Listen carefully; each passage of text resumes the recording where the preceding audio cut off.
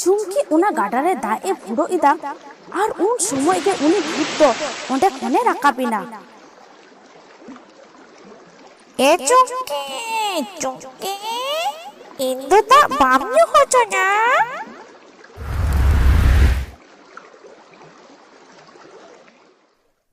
তুলি nyutuman মিটটাং আতু তাহে কানা। ওঁডে রেন হর আডি সুখ আর শান্তি তেকো তাহেন তেহে। উনা আতু রেন বাবুলাল আর চম্পু nyutuman বার হর নিদবিরা বাজার খন ওড়া কিন হিজুক কান তেহেন। আয়ুব হো আডি আয়ুব কানা। বাবুলালে মেন গদ কিদা, আরে চম্পুদা লগন লগন চলো বাম নেলিদা আডি আয়ুব কানা। চম্পুই মেন গদ কিদা, আরে বাবুলাল इन तो और आम लेका किमिनिन ठन एगर बन जमा उनाते कटी आराम सही इन तारामिदा चलो।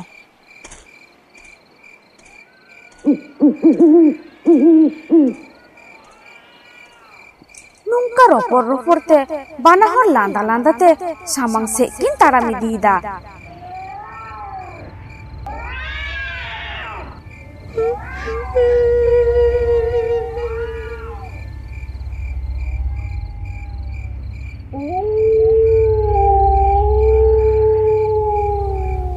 चंपू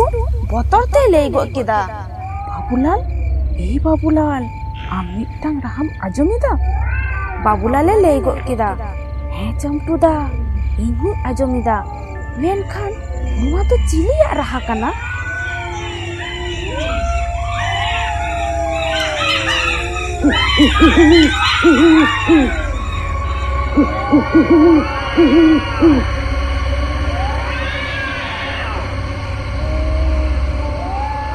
चंपू main कोतीदा,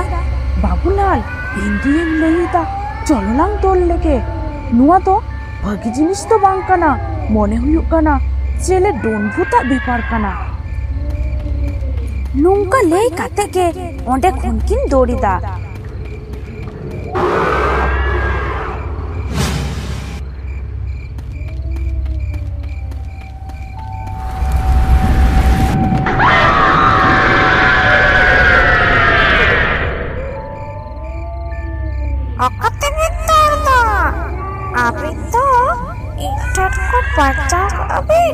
Apa itu bin nona ida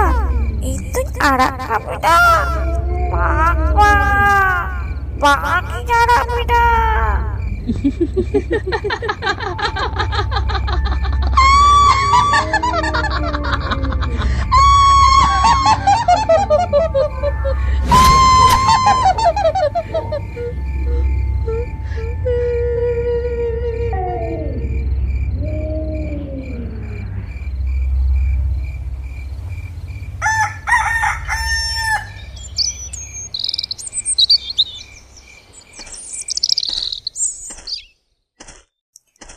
दूसर हिलो सीता बिना उना डाहर ते के बान हर किन चला कांते हैं।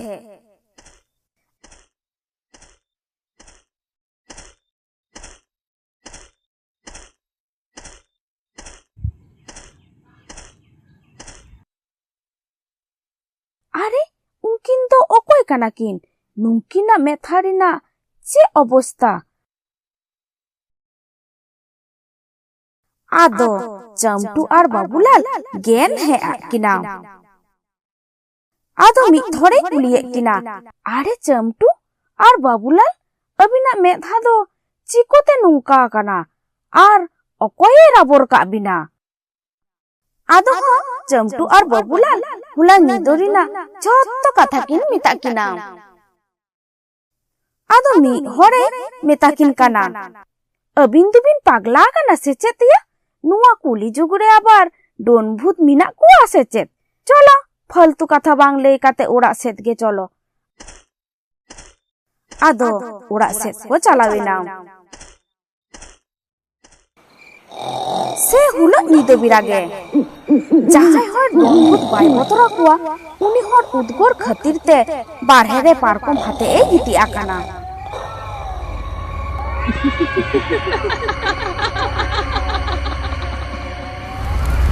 আর উন সময় খানগে উনি ভূত হ উনি পারকম রে গিতি আকান হরে পারকম খনে বজি নুর কে দেয়া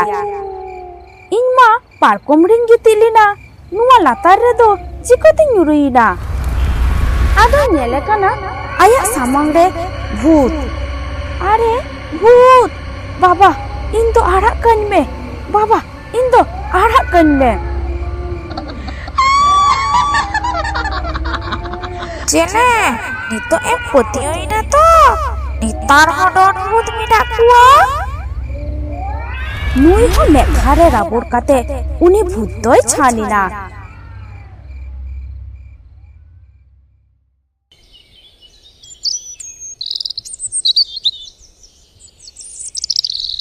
दूसर हिलो सीता बिरा ओना गाडा धारे रे हंकिन जहां पहलो भूत की नाम ले दिया उनकिन किन दतनी काना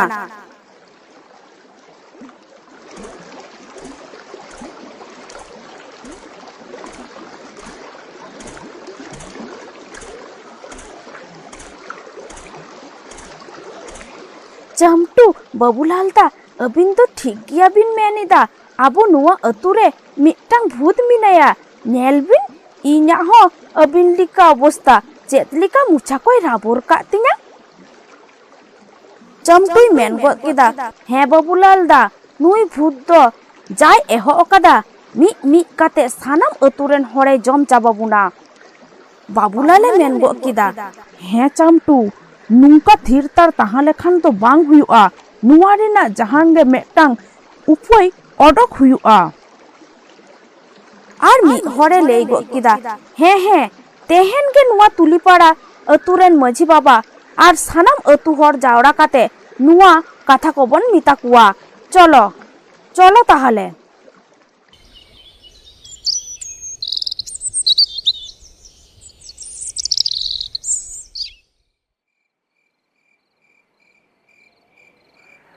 उना निदो बिरा सानाम अतु हर और मझी बाबा को जावड़ाइना मझी बाबा मेन गो किदा अच्छा चमटू बाबूलाल आपे पेहर चेत लगी नुकु अतु हर पे जावड़ा के कुआ कटी ले सदर ताबन पे और मेहा करे तो पे चिको आकाना आदो बाबूलाले मेन गो किदा हे मझी बाबा इंगिन ले ताबोना आबो नुआ तुलीपाड़ा टुलारे मिटांग भूते दारान काना उनी भूत गे आले पेहरा मेहा दोय नुंका का तालेया मझी हाड़ा में मेन गद किदा अरे आपे तो पे पागला आगोना सिचेत नुआ जुकुरे आबार डोन भूत मिना कुआ आपे तो उका करे चो पौड़ो हंटे न्यू कते पे संबत काना जनी आर मी हरे ले किदा बांग बांग मझी बाबा आले तो एरे कथा बाले लेदा सड़ी के आबो तुरे भूत मिनाया मझी बाबा मेन किदा ठीक गया आपे जखन नुनो काते पे लेइदा ताहले आबो ओना भागड़ा अतुरेन ओजा बुडी ठेन मिद दिन बन चलाआ चलो तेहेन दो अटी निदो आकाना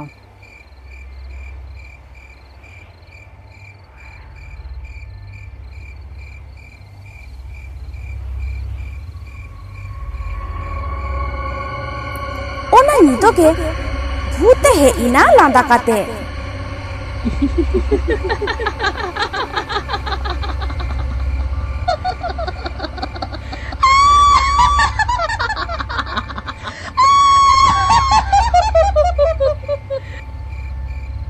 inte lakan lagi inte ape mi hor hobani ngarap pia mi kate saram tuli pada horing jom capa pia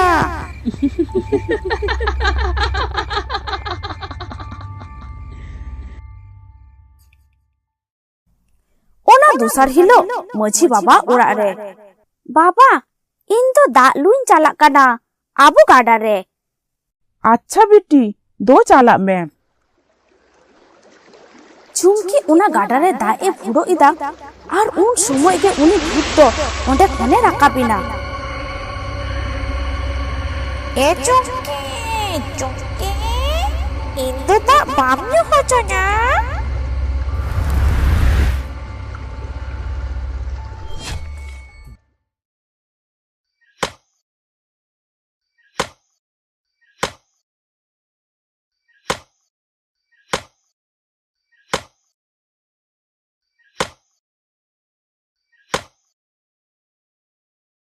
बाबा इन मिटटांग काथानी गितामा चेत कथा मा बिटी लई में बाबा आम ओझा बुटी ठेन उनको अतु हर आलम इदी कुआ बिटी नुआ दो एम चेत कथाम लईदा हपन बाता को बाम नेले कुआ चेत लिका उनी भूते राबुर का कुआ इन जुदी ओझा बुटी ठेन बाñ इदी कुआ ताहले उनी भूत दो मी काते सानाम अतुरेन हरे जम चाबा कुआ बाबा बाबा इन लईदा आलम इदी कुआ बांग बिटी बांग इन दो आमा कथा बांगिन आजमा बाम आजमा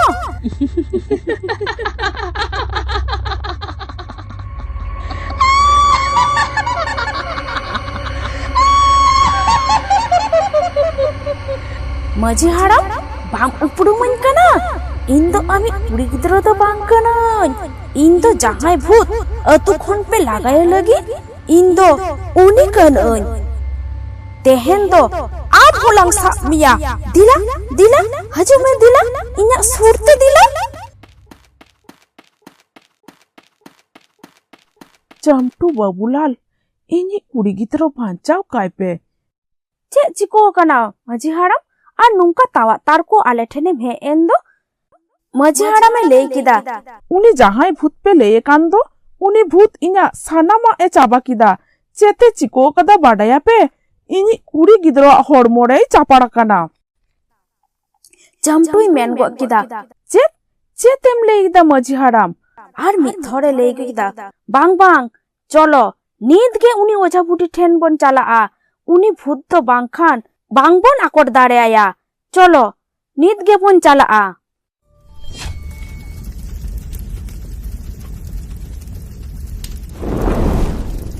ओझा बुडी आया सामंग रे सेंगेल धुराव काते ए झाड़े तहेन उन जखय गे नुंकु को चलावेदा चलाव काते चमटुई मेन गो किदा ओझा बुडी आले बांचाव काले में ओझा बुडी मेन गो किदा चेक चिको कना इन सानामा इन बाडाया दुरुप पे इन मिटटांग काते मधुलिन तोला पे कना आर माझी हाड़ामा ओड़ा रे तो इन गापान चला इन उनी भूत गापा के आपे अतु खने इन लागा ओडोकिया दो चला पे ओड़ा ओना दूसर हिलो माझी बाबा ओड़ा रे सानाम अतु हर को जावड़ाइना आर पुन हरते उनी कुड़ी गिद्रो को साफ कदिया जहां पुन हड़ा तीरे मधुली मिना आर ओना ओझा बुडी सेंगेले धुराव केते पुजोई दुरु इना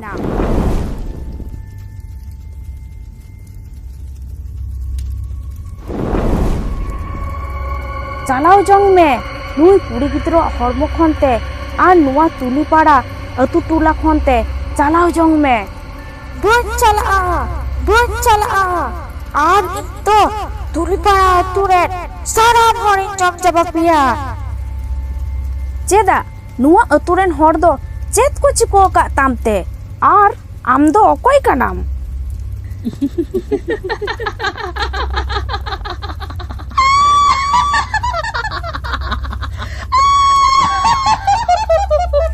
अकोय कानी तबे गाते को चेत पे बुझ किदा उनी ओझामा की चुमकी ठेन खन उनी भूते साहा दाड़े आया सेत बांग उनी भूत तो अकोय कानाय आर नुआ तुलीपाड़ा अतुरेन हरा चितान रे चेत ताई रगी